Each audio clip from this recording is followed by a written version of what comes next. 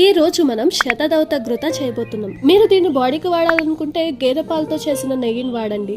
అలాగే ఫేస్ కి అనుకుంటే ఆవు నెయ్యిని వాడాలి. ప్రాసెస్ అయితే అందరికి తెలిసిందే. శత అంటే 100, దౌత అంటే వాషెస్, ఘృత అంటే గీ. అంటే నెయ్యిని 100 టైమ్స్ వాష్ చేస్తాం అనమాట. మీకు రిజల్ట్ పర్ఫెక్ట్ గా రావాలనుకుంటే మీరు చేయాల్సిన పనులు మాక్సిమం కాపర్ వాడడానికే ట్రై చేయండి. ఒకవేళ కుదరకపోతే ఇత్తడి, స్టీల్ మీ ఇష్టం, కానీ బాగా వాష్ చేసిన తర్వాత వాడండి. ఈ ప్రాసెస్ లో మీరు యూజ్ చేసే water demineralized water or distill water అయి ఉండేలా చూసుకోండి. దాన్ని కూల్ చేసుకుని ఆ వాటర్ ని యూజ్ చేయండి.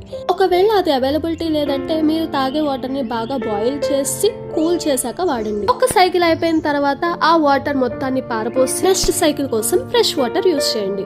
ఒక్క సైకిల్ కి 100 టైమ్స్ తిప్పాలి. అలా 100 సైకిల్స్ చేయాలి. అదే శతదౌత ఘృత. ఇది అయిపోయింది అని తెలియడానికి కొన్ని టిప్స్. వైట్ కలర్ ఉండడం, వాటర్ ని అబ్జర్వ్ చేసుకోకపోవడం, నెయ్యి స్మెల్ రాకపోవడం. ఇంకేమన్నా డౌట్స్ ఉంటే కమెంట్ చేయండి.